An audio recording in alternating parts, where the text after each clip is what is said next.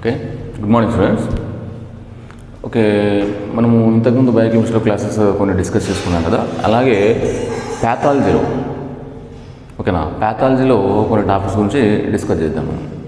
అయితే ఈ ప్యాథాలజీలో కూడా మనకు బయోకెమిస్ట్రీలో ఉన్నట్టుగానే సింపుల్గా ఈజీగా ఉండే లెసన్స్ ఫస్ట్ డిస్కస్ చేసుకుని తర్వాత మళ్ళీ డెప్త్గా వెళ్దాము. ఓకే, ఈరోజు మనం డిస్కస్ చేయబోయే లెసన్ ఏంటి అని చెప్పి museum techniques. Okay, museum techniques. మామూలుగా మనం మ్యూజియం అనేసరికల్లా జనరల్గా వింటాం. ఇప్పుడు మనకు సాలార్జంగ్ మ్యూజియం అని చెప్పేసి ఇలా అంటుంటాం కదా, అంటే వస్తువులను, అంటే పురాతన వస్తువులను చారిత్రాత్మక, అంటే మనకు తరతరాలకు అందించేందుకు, చూపించేందుకు కొన్నిటిని భద్రపరుస్తాం. అంటే అంటే వస్తువులను భద్రపరచడం, ఫొటోస్ కావచ్చు, లేకపోతే ఏదైనా పరికరాలు కావచ్చు, వాటిని మనము భద్రపరచాలని ఒక మ్యూజియంలో చూస్తుంటాం. అదేవిధంగా మన సైన్స్లో, అంటే మన మెడికల్ ఫీల్డ్లో కూడా కొన్ని మ్యూజియం టెక్నిక్స్ని వాడతాం. ఫర్ ఎగ్జాంపుల్గా ఇప్పుడు మనము ఇంటర్మీడియట్ ప్రాక్టికల్స్ రోజు చూస్తుంటాం, డిగ్రీ ప్రాక్టికల్స్ రోజు చూస్తుంటాం. ఏం చెప్పంటే మనకు ఎప్పుడు కూడా స్పెసిమన్స్ అని చెప్పేసి, స్లైడ్స్ అని చెప్పేసి చూస్తుంటాం. అంటే మనం మన బ్రిడ్జ్ కోర్స్ ప్రాక్టికల్స్ రోజు చూసినప్పుడు ఏముంటాయని చెప్పంటే బాటనీ, జువాలజీకి సంబంధించినటువంటి స్పెసిమన్స్, స్లైడ్స్ ఉంటాయి. అంటే కొన్నింటిని మనము నిల్వ చేసుకుంటాం, భద్రపరుస్తాం. వాటిని ఫొటోస్ రూపంలో కావచ్చు, అంటే ఆ జీవిని కూడా, అంటే లేక అవయవం కావచ్చు, దేనైనా సరే మనం ఒక దగ్గర భద్రపరిచిన దాన్ని ప్రాక్టికల్స్ అంటే మనం చూస్తుంటాం, దాని గురించి మనము తెలుసుకుంటుంటాం. ఓకేనా. అదేవిధంగా ఇక్కడ మ్యూజియం టెక్నిక్స్ అంటే మ్యూజియం టెక్నిక్ లేకపోతే ప్రదర్శనశాల అని చెప్పేసి అనుకున్నాం. ఏ విధంగా చెప్పచ్చు? ప్రదర్శనశాల. ఓకే, ఈ మ్యూజియం టెక్నిక్స్ ఫస్ట్ ప్రదర్శనశాల యొక్క నమూనా వల్ల ఉపయోగాలు ఏంటి అని అడుగుతాడు. ప్రదర్శనశాల వల్ల, మ్యూజియం టెక్నిక్స్ అంటే ప్రదర్శనశాల వల్ల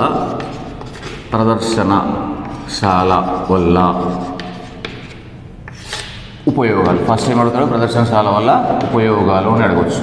అసలు ప్రదర్శనశాల అంటే ఏంటి, లేకపోతే మ్యూజియం టెక్నిక్స్ అంటే ఏంటంటే ఫోటోలు కానీ, అవయవాలు కానీ, వాటిని మనం భద్రపరచాలి. ఓకేనా, వాటిని భద్రపరచడం. దీనివల్ల ఉపయోగం ఏంటి అని చెప్పి అంటే, ఫస్ట్ సింపుల్గా ఏంటి అని చెప్పి అంటే తరతరాలకు అందించవచ్చు. ఇప్పుడు కొన్ని ఫర్ ఎగ్జాంపుల్గా అంతరించిపోయిన జీవులు ఉంటాయి, అంటే విలుప్తమైన జీవులు ఉంటాయి, అంతరించిపోయిన జీవులు ఉంటాయి. అంటే వాటి గురించి మనం తెలుసుకోవాలి అని చెప్పి అంటే కొన్ని ఈ ఫోటోగ్రాఫ్ రూపంలో ఉన్నటువంటి మనం చూడవచ్చు. ఓకేనా. కొన్ని అవయవాలు, ఫర్ ఎగ్జాంపుల్ మన కిడ్నీ ఉంది, లేకపోతే హార్ట్ ఉంది, దాన్ని అంతర్గత భాగాలు చూడాలి అని చెప్పి అంటే మనం లైవ్గా చూడడానికి రాదు కాబట్టి వాటిని ఏం చేసుకోవాలంటే భద్రపరిచి వాటిని చూపిస్తుంటాం. జీర్ణకోశం కావచ్చు, లేకపోతే మన గుండె కావచ్చు, లేకపోతే మూత్రపిండాలు కావచ్చు, అంతర్గత నిర్మాణాలు చూడడానికి. ఈ మెడికల్లో ఉన్నటువంటి మెడికల్ ఫీల్డ్ స్టూడెంట్స్కి మనకు టోటల్గా వీటి గురించి ఎక్స్ప్లెనేషన్ క్లియర్గా చేయాలి అని చెప్పి అంటే అవయవాలను చూపిస్తేనే వాళ్ళకి క్లియర్గా అర్థమవుతుంది. కనుక ఈ మ్యూజియం టెక్నిక్స్ మనకు ఎడ్యుకేషన్కి పనికి వస్తాయి. ఓకేనా. ఆ తర్వాత ఈ సెకండ్ యూజ్ ఏంటి అని చెప్పి అంటే క్లియర్ ఇన్ఫర్మేషన్ తెలుసుకోవచ్చు. ఇప్పుడు ఫర్ ఎగ్జాంపుల్గా కిడ్నీ ఫంక్షన్ తెలుసుకోవాలనుకున్నాను, అది మనం ఒక ఇమాజిన్ చేసుకుని ఒక పిక్చర్ పెట్టింటాం, ఆ పిక్చర్ చూస్తుంటాం. అలా కాకుండా డైరెక్ట్గా మనకు ఒక లివర్ని మనం, కిడ్నీని మనం చూసామనుకోండి, ఈ విధంగా ఉంటాయి, దాంట్లో ఇవి కనిపిస్తుంది అని ఒక క్లియర్ ఇన్ఫర్మేషన్ మనకు తెలిసిపోతుంది, మన మైండ్ పూర్తిగా నిలిచిపోతుంది. ఎందుకంటే మనం ఒక అవయవాన్ని అక్కడ చూస్తున్నాం కాబట్టి. ఓకే, అది ఒక సెకండ్ యూజ్ అన్నట్టు. ఓకే, ఆ తర్వాత వచ్చేసి ఈ చారిత్రాత్మక ఫోటోగ్రాఫ్స్. అంటే ఇప్పుడు ఉన్నాం కదా, విలుప్తమైపోయాయి, అంతరించిపోయాయి జీవులు అని చెప్పేసి, అంటే అలాంటి వాటిని కూడా చారిత్రాత్మక, అంటే వాటిని గుర్తుంచుకోవడానికి కూడా మనకు అవసరం ఉంటుంది అన్నట్టు. ఓకేనా. ఈ మూడు ఉపయోగాలు అంటే ఇంకా మనకు ఈ మ్యూజియం టెక్నిక్స్ వల్ల మెయిన్గా ఉపయోగాలు ఇవి. ఓకేనా. తర్వాత ఫర్ ఎగ్జాంపుల్ మనమే ఉన్నాం, నెక్స్ట్ ఫర్దర్ స్టూడెంట్స్కి, మన కొలీగ్స్కి చెప్పడానికి కూడా ఈ వీటిని చూసి, ఒకవేళ క్లాస్లో లేకుంటాడు, ఆబ్సెంట్ అయి ఉన్నాడు అనుకోండి, మనం లైవ్గా చూస్తుంటాం, వాటిని మనం ఒకసారి రివైజ్ చేసినట్టు మన ఫ్రెండ్కి ఎక్స్ప్లెయిన్ చేయడానికి కూడా ఉపయోగపడుతూ ఉంది. Okay, right. సెకండరీ టాపిక్ ఏంటంటే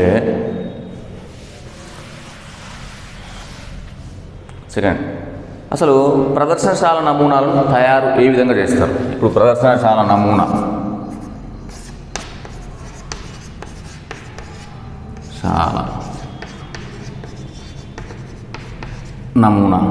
ఏ విధంగా తయారు చేస్తారు. నమూనా తయారీ అనుకుందాం.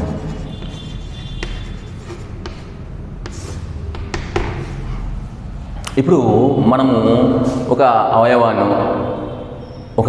అవయవాన్ని మనం భద్రపరచాలనుకున్నాం. ఇందాక అన్నట్టుగా కిడ్నీని భద్రపరచాలనుకున్నాం. దాన్ని ఏ విధంగా భద్రపరుస్తావు? ఇప్పుడు చూడండి, ఫర్ ఎగ్జాంపుల్గా మనము మూత్రపిండాలు,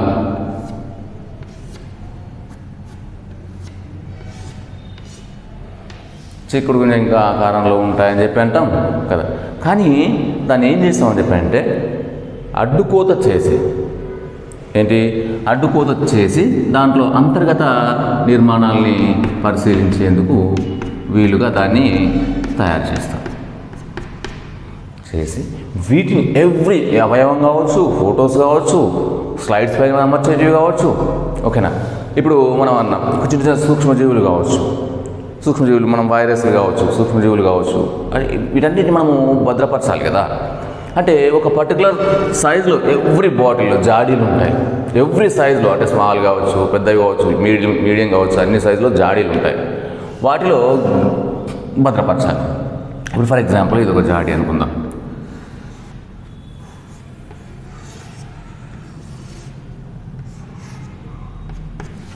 ఓకే, అయితే దీంట్లో మనము ఏ విధంగా భద్రపరచాలి అంటే ఒక స్లైడ్ని ఏటవాలుగా ఉంచి దానిపైన మనం ప్రదర్శించే లేదా భద్రపరిచేటువంటి అవయవం కావచ్చు, లేకపోతే జీవి కావచ్చు, ఒక ఫోటోగ్రాఫ్ కావచ్చు. మనం ఏం చేస్తున్నాం, దీనిపైన ఉంచేసి మనం ఏం చేస్తున్నాం అంటే ట్యాగ్ చేసి వేలాడదీస్తున్నాం. అయితే దీనికి అనువైన పరిస్థితిని మనము అంటే భద్రపరచడం, నిల్వ ఉంచేందుకు అంటే కొన్ని అంటే పాడైపోకుండా నిల్వ ఉంచేందుకు కొన్ని రకాల రసాయనాలని వాడాలి. భద్రపరచాలి. ఇప్పుడు అది ఒక మామూలుగా గాజు సీసాల వేసేసి పెట్టామనుకోండి, పాడైపోవచ్చు. ఆ విధంగా పాడవకుండా కొన్ని రసాయనాలని వాడాలి. ఫస్ట్ ఏం చేసాం, అంటే ప్రతి సైజులో ఉంటాయి, మనకు తగ్గ సైజు ఏదైనా కావచ్చు, అలాంటి జాడీలు ఉంటాయి, గాజు జాడీలు ఉంటాయి. వాటిలో మనం ఏం చేస్తున్నాం అని చెప్పంటే ఫస్ట్ ఏటవాలుగా ఒక స్లైడ్ని పెట్టేసి ఆ స్లైడ్ పైన మనం భద్రపరిచే వస్తువును, లేకపోతే ఫోటోగ్రాఫ్ను, లేకపోతే అవయవాన్ని దానిపైన అమర్చి ట్యాగ్ చేస్తున్నాం, వేలాడదీస్తున్నాం. తర్వాత ఇక్కడ అవయవాలు కొన్ని ఫార్మలిన్, ఓకే, ఇక్కడ చూడండి ఫార్మలిన్ దూదిని తీసుకెళ్ళి ఫార్మలిన్లో వద్ది దీనిపైన ఉంచడం. తర్వాత దీంట్లో ఫార్మాల్డిహైడ్ ఉంచడం, కెమికల్ని. ఓకేనా? అంటే మనకు పాడవకుండా భద్రపరిచేందుకు ఉపయోగపడుతుంది. ఓకేనా? అంటే ఇక్కడ చూడండి, ఫర్ ఎగ్జాంపుల్గా ఒక చిన్న జీవిని తీసుకుందాం, సూక్ష్మజీవి లేకపోతే వైరస్ ఏదో అనుకుందాం. సూక్ష్మ నిర్మాణం కదా, దీన్ని భద్రపరచాలని చెప్పేసి అంటే స్లైడ్ పైన వేస్తున్నాం కదా, స్లైడ్ పైన ఏటవాలుగా పెట్టేసి దాన్ని ట్యాగ్ చేస్తున్నాం కదా. అక్కడ మళ్ళీ ఫార్మాల్డిహైడ్ లేకపోతే ఫార్మలిన్లో దూదిని అద్దేసి దాన్ని పైన ఉంచే విధంగా చూసుకోవాలి. పాడైపోకుండా పైన ఉంచే విధంగా చూసుకోవాలి. ఓకే, ఆ తర్వాత నెక్స్ట్ ఇక్కడ చూడండి, ఒక ఫర్ ఎగ్జాంపుల్గా జీర్ణకోశము లేకపోతే ఇందాక అన్నట్టుగా మూత్రపిండాలు అనుకున్నాం. అయితే దీన్ని ఏం చేయాలి అని చెప్పంటే ఫర్ ఎగ్జాంపుల్ ఒక ట్రే తీసుకొని, మొదటగా ఏం చేయాలి, ఒక ట్రే తీసుకొని దాంట్లో ఏం చేయాలి అని చెప్పంటే పారాఫిన్ ట్రేలో వేసి కార్కు బోర్డుపై పిన్నులతో అమర్చాలి. ఓకే, ఏం చేయాలి, కార్కు బోర్డుపై పిన్నుతో అమర్చాలి. ఏమేసి, పారాఫిన్ ట్రేలో వేసి. ఓకేనా? పారాఫిన్ ట్రేలో వేసి కార్కు బోర్డుపై ఉంచి మనకు పిన్నులు. ఓకేనా? ఒక ట్రే అనుకుందాం, దీంట్లో ఇది పారాఫిన్ ట్రే అంటున్నాం. దీంట్లో మనం ఏం చేస్తామంటే ఒక అవయవాన్ని ఇలా పెట్టేసి దానికి అడ్డుకోత చేసాం కదా, ఆల్రెడీ పిన్నులు పెట్టేసి ఉంచేస్తున్నాం, భద్రపరుస్తున్నాం. ఓకే, అంటే జస్ట్ మనం తీసుకున్నటువంటి ఒక అవయవం కావచ్చు, జీవి కావచ్చు, ఏదైనా ఫోటోగ్రాఫ్ కావచ్చు, దాన్ని మనం భద్రపరచాలి. అవి గాజు జాడీలో భద్రపరచవచ్చు, లేకపోతే ఇలా ట్రేలలో భద్రపరచవచ్చు, ఫోటోగ్రాఫ్స్ రూపంలో భద్రపరచవచ్చు. ఓకేనా? రైట్. సో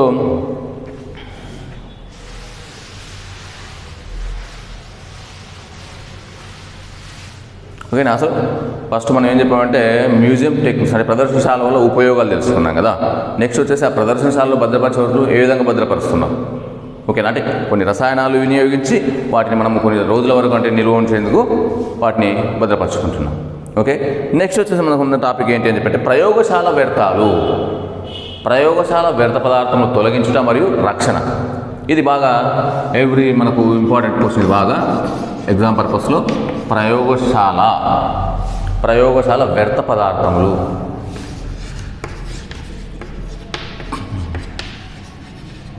ప్రయోగశాల వ్యర్థ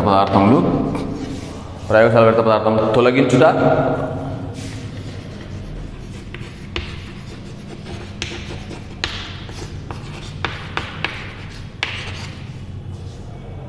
మరియు రక్షణ. తొలగించడం మరియు రక్షణ ఏంటి? ప్రయోగశాల వ్యర్థ పదార్థాలు తొలగించడం మరియు రక్షణ. ఇప్పుడు హాస్పిటల్స్లో ఓకేనా రకరకాల రసాయనాలు వినియోగిస్తాం, అదేవిధంగా రకరకాల పరికరాలు వినియోగిస్తాం, ఓకేనా. పరికరాలు వినియోగిస్తుంటాం, అవి పదునైనవి కావచ్చు, ఓకేనా, పదునైనవి కావచ్చు, విషపూరితమైనవి కావచ్చు, ప్రమాదమైనవి కావచ్చు, యాసిడ్స్ ఉంటాయి, బేసెస్ ఉంటాయి మన ల్యాబ్లో. కనుక మనము ఆ ప్రయోగశాలలో వ్యర్థ పదార్థాలని మనం ఫర్ ఎగ్జాంపుల్ ప్రయోగశాలనే మనకు అనుకుందాం, ప్లస్ ప్రయోగశాలతో పాటు హాస్పిటల్స్లో ఇప్పుడు అంటే డిఫరెంట్ పేషెంట్స్ వస్తుంటారు. డిఫరెంట్ అంటే ప్రమాదం జరిగిన పేషెంట్స్ కావచ్చు, ఆపరేషన్ కోసం వచ్చే పేషెంట్స్ కావచ్చు, కాలిన గాయాలతో ఉండే పేషెంట్స్ కావచ్చు, అందరూ హాస్పిటల్స్కి వస్తూనే ఉంటారు. మనకు అంటే ఈ టెక్నీషియన్స్ కావచ్చు, లేకపోతే డాక్టర్స్ కావచ్చు, ఆశా వర్కర్స్ కావచ్చు, లేకపోతే మనం నర్సులు కావచ్చు, వీళ్ళందరూ వాళ్ళకి ట్రీట్ చేస్తుంటారు. అంటే అవి ట్రీట్ చేసేటప్పుడు మనం కొన్ని జాగ్రత్తలు తీసుకోవాలి. ప్లస్ తర్వాత వాటిని ట్రీట్ చేసిన తర్వాత ఫర్ ఎగ్జాంపుల్ ఒక చిన్న కాటన్ తీసుకుందాం, మన చేతికి గాయమైంది అనుకుందాం. ఆ గాయమైనప్పుడు ఆ గాయాన్ని శుభ్రపరిచేటప్పుడు కాటన్ తీసుకొని కదా ఇప్పుడు మనము దాన్ని క్లీన్ చేస్తుంటాం. అంటే అధిక రక్తస్రావం జరుగుతుంది అనుకోండి గాయమైనప్పుడు, ఆ గాయాన్ని క్లీన్ చేసేటప్పుడు ఆ కాటన్ మొత్తం రక్తంతో తడిసి ముద్దయిపోతుంది. అంటే ఫర్ ఎగ్జాంపుల్ ముంచేసి అలా పడేసామనుకోండి, మళ్ళీ మనకి అంటే ఆ హాస్పిటల్స్లో వర్క్ చేసే వాళ్ళకి ఆ రక్తము కదా, ఆ రక్తపు దూది ఉండలు మళ్ళీ తగిలి ప్రమాదాలు జరిగి అంటే ఏదైనా రోగాలు వ్యాపించే అవకాశం ఉంటుంది. అంటే ఒకరి నుంచి ఒకరికి వ్యాపించకుండా రక్షణలు తీసుకోవాలి మనం. ఇప్పుడు మనము మొన్న బయోకెమిస్ట్రీ చేసినప్పుడు అంటే రక్షణ అంటే ల్యాబ్లో మనం తీసుకునే రక్షణలు ప్రమాదాల నుంచి మీకు ఆల్రెడీ ఫస్ట్ ఇయర్లో డిస్కస్ చేసింటారు. ల్యాబ్లో మనం తీసుకోవాల్సిన జాగ్రత్తలు ఎలా అంటే సింపుల్గా గ్లౌజులు వేసుకోవాలా, ఆఫ్రాన్ వేసుకోవాలా, మాస్కులు కట్టుకోవాలా అని చెప్పేసి వాడంటాం. తర్వాత ఎల్లప్పుడూ స్పీడ్తో కానీ లేకపోతే హ్యాండ్ అంటే మన శానిటైజర్తో కానీ మనము హ్యాండ్స్ని వాష్ చేసుకోవాలా. ఇప్పుడు యాసిడ్స్ ఉంటాయి, యాసిడ్స్ ఉన్నప్పుడు వాటిని టచ్ చేసేటప్పుడు కొద్దిగా జాగ్రత్తలు తీసుకోవాలా. లేకపోతే ఏదైనా నమూనాను సేకరించేటప్పుడు పిప్పెట్స్ మంచిగా ఉండేవి తీసుకోవాలా, ఓకేనా. పిప్పెట్స్ మూత ఉన్న పిప్పెట్లను తీసుకోవాలా, ఫోర్సెప్స్ యూజ్ చేయాలా, ఇలాంటివి ఉంటాయి. అయితే ఇక్కడ చూడండి, ఇక్కడ ఈ టాపిక్ గురించి ప్రయోగశాల వ్యర్థ పదార్థాలు తొలగించుట మరియు రక్షణ. ఇక్కడ చూడండి, ఒక రోగి నుంచి మరొక రోగికి రోగాలు వ్యాపించకుండా క్లియర్ అయిన వాళ్ళు ఒక రోగి నుంచి ఇంకొక రోగికి వ్యాధులు వ్యాపించకుండా మన హాస్పిటల్స్లో వర్క్ చేసేటువంటి ల్యాబ్ టెక్నీషియన్స్ కావచ్చు, ఓకేనా, నర్సులు కావచ్చు, ఇప్పుడు డాక్టర్స్ కావచ్చు, ఏ విధంగా జాగ్రత్తలు తీసుకోవాలి, తర్వాత ఏ విధంగా వ్యర్థ పదార్థాలను వాళ్ళు తొలగించాలి. ఇప్పుడు దీంట్లో ఫర్ ఎగ్జాంపుల్ సంక్రమణ వ్యర్థ పదార్థాలు అంటే చెత్తనే కదా. ప్రయోగశాల వ్యర్థ పదార్థాలు అంటే ప్రయోగశాల చెత్త రెండు రకాలు.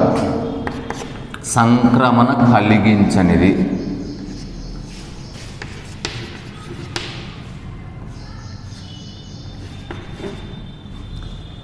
సంక్రమణ కలిగించనివి. నెక్స్ట్ వచ్చేసి విషపూరితమైనవి.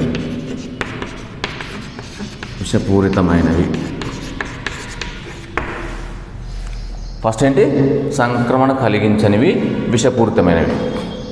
ఓకే, ఇక్కడ సంక్రమణ కలిగించనివి అనుకున్నాం.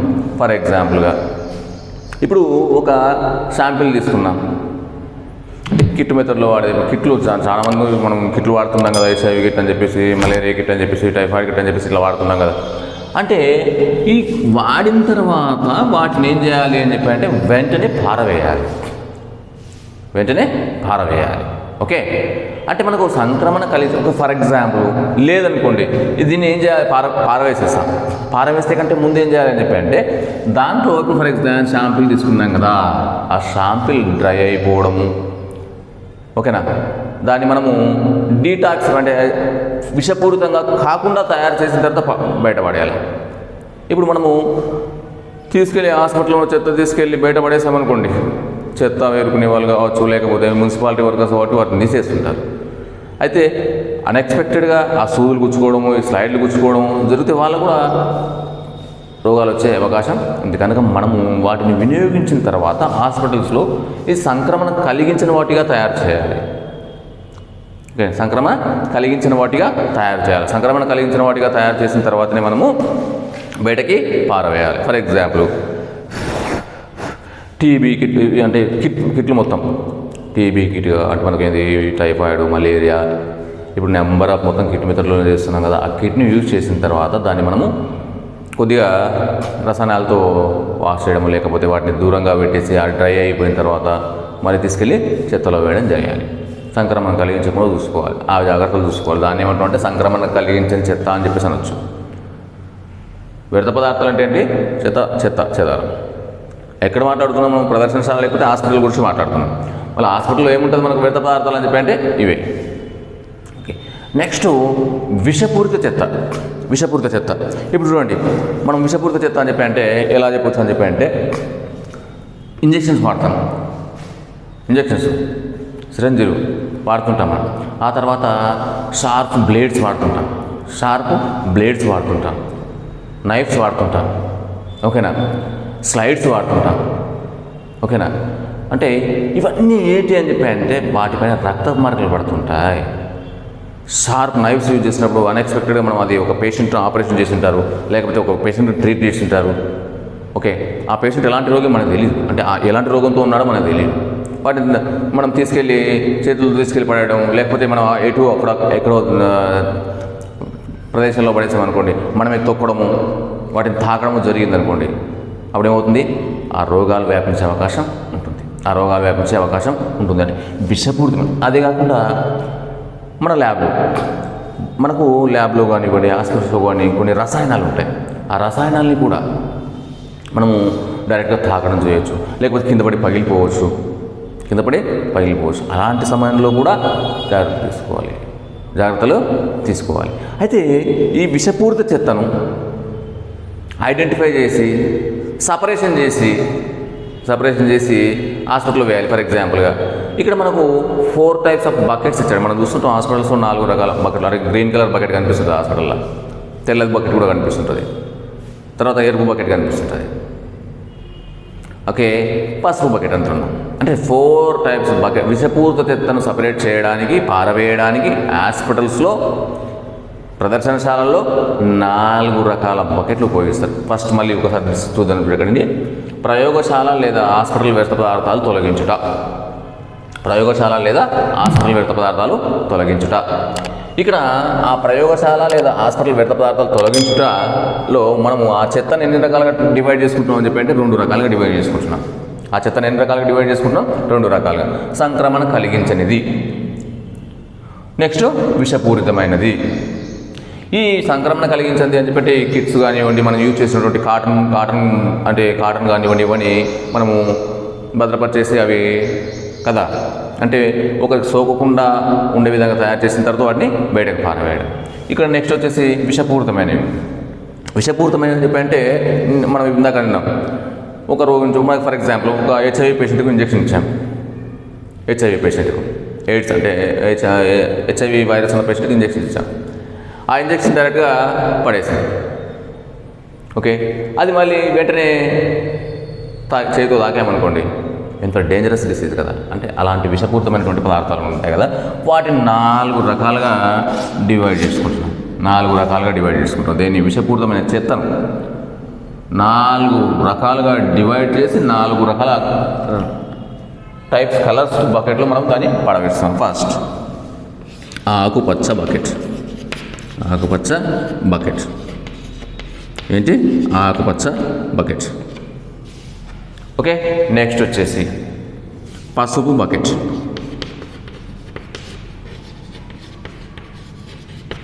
పసుపు బకెట్. నెక్స్ట్ వచ్చేసి ఎరుపు తెలుపు. ఏంటి ఎరుపు తెలుపు బకెట్స్. ఓకే, సపరేషన్ చేస్తున్నాం. దేన్ని విషపూరితమైన చెత్తను 4 రకాల బకెట్లుగా డివైడ్ చేస్తున్నాం. ఆ బకెట్లకు కూడా 4 టైప్స్ కలర్స్ సింపుల్గా ఐడెంటిఫై చేసేందుకు. దేన్ని ఎక్కడ పారవేయాలా, ఇంకా ఆదిపరకలు ఒక దాంట్లో, దూది ఉండలు ఒక దాంట్లో, ఓకేనా, యాంపిల్స్ ఒక దాంట్లో, ఇలా సపరేట్గా చేయడం. పదునైన వస్తువులు ఒక దాంట్లో వేయడానికి దీన్ని 4 టైప్గా డివైడ్ చేసుకుంటున్నాం. సింపుల్గా హాస్పిటల్ వర్క్ చేసేసరికల్లా గ్రీన్ బకెట్ చూసేసరికల్లా దీంట్లో ఇవి వేయాలి, తెలుపు బకెట్ చూసా దీంట్లో ఇవి పారవేయాలి, ఆటోమేటిక్గా తెలిసిపోతుంది. ఎందుకంటే అది తీసుకెళ్ళేటప్పుడు కూడా మనం జాగ్రత్తలు తీసుకుంటాం, పారవేసేటప్పుడు కూడా. ఓకే, ఈ ఆకుపచ్చ బకెట్ గురించి మాట్లాడదాం. ఫస్ట్ ఏంటి ఆకుపచ్చ బకెట్.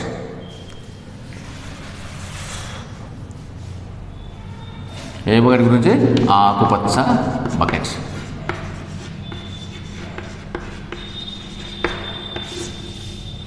ఓకే, ఆకుపచ్చ బకెట్. ఇక్కడ చూడండి, ఆకుపచ్చ బకెట్లో సింపుల్గా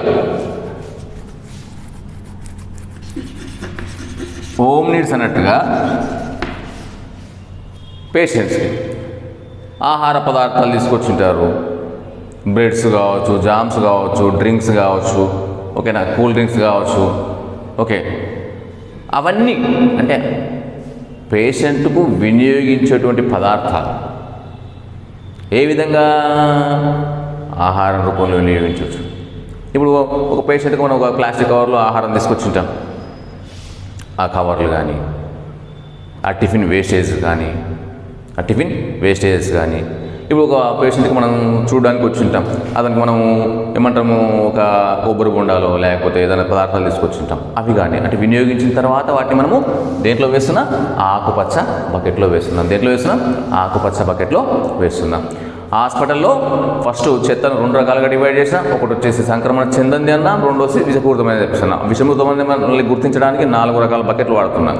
ఫస్ట్ బకెట్ ఏంటి? ఆకుపచ్చ బకెట్. ఆకుపచ్చ బకెట్లో ఏమేమి వేస్తున్నాం అంటే రోగి వినియోగించినటువంటి ఆహార పదార్థాలు, రోగికి సంబంధించినటువంటి పదార్థాలు, రోగి అంటే ఆహార రూపంలో తీసుకున్నటువంటి పదార్థాలు దాంట్లో వేస్తున్నాం. ఓకే ఓకే ఇప్పుడు అంటే ఒంటింటి చెత్తలాగా, మన ఇంట్లో మనం వినియోగించుకున్న చెత్తలాగా. Okay right. అంటే అక్కడ పాలిథిన్ కవర్స్ ఉండొచ్చు, మన ఫుడ్ మెటీరియల్ ఉండొచ్చు కదా, అన్నీ దేంట్లో వేస్తున్నాం మనము? ఆకుపచ్చ బకెట్లో వేస్తున్నాం. ఓకే, ఆకుపచ్చ బకెట్లో వేస్తున్నాం. నెక్స్ట్ ఇంకో బకెట్ ఏందమ్మా?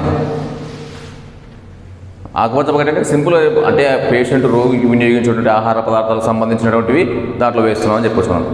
ఇక అంటాం కదా, ఫ్రూటీసు, జ్యూసెస్, కొబ్బరి బొండాలు, టిఫిన్స్, దానికి సంబంధించిన కవర్స్ అన్ని దాంట్లో వేసేస్తున్నాం.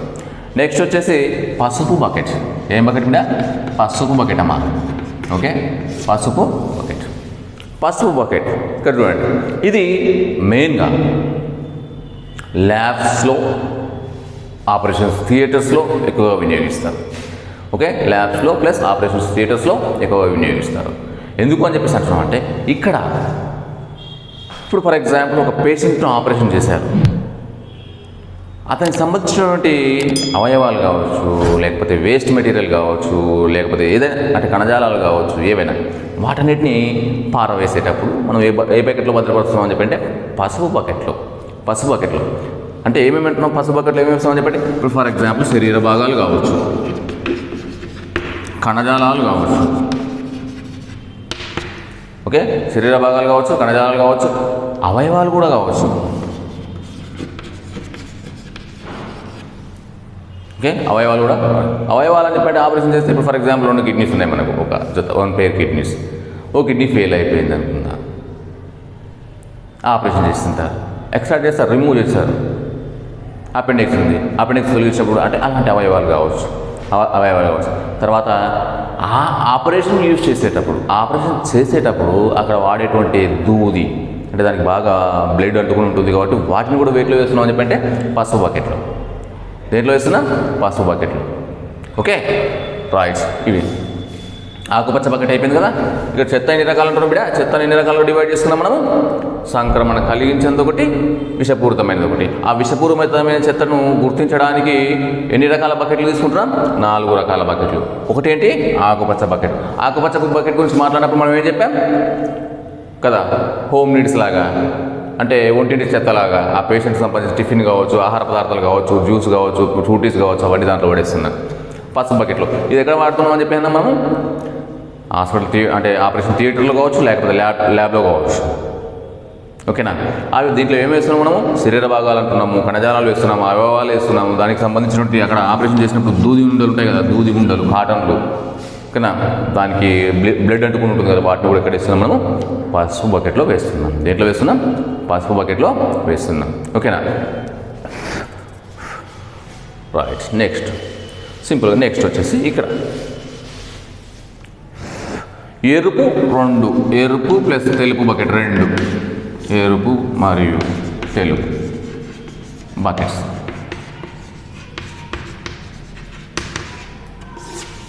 ఎరుపు మరియు తెలుపు బకెట్స్. ఇక్కడ చూడండి, ఆపరేషన్ థియేటర్లో కానీ ల్యాబ్లో కానీ పదునైన వస్తువులు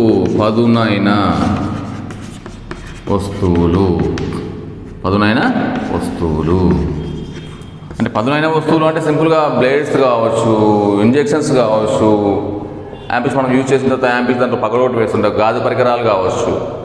పదునైన వస్తువులను దేంట్లో వేస్తున్నాం? తెలుపు మరియు ఎరుపు బకెట్లో వేస్తున్నాం. ఆ తర్వాత ఇక్కడ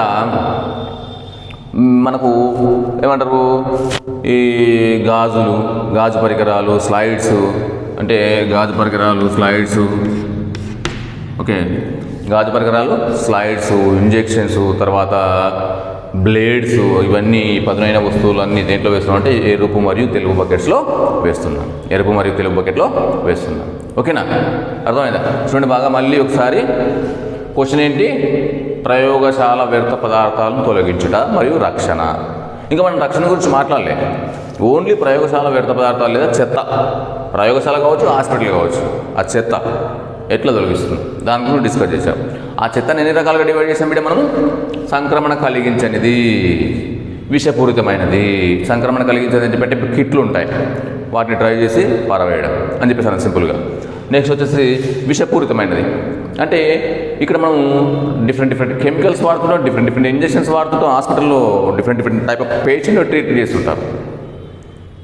అది భయంకరమైన రోగాలు ఉన్నటువంటి వాళ్ళు కూడా ట్రీట్మెంట్ జరుగుతుంటుంది హాస్పిటల్స్లో. సో అక్కడ జరిగేటువంటి వ్యర్థ పదార్థాలు అంటే వాటిని తొలగించాలి, వాటిని ఐడెంటిఫై చేసుకోవాలి ఫస్ట్, అంటే ఏది ఎలా అని చెప్పేసి.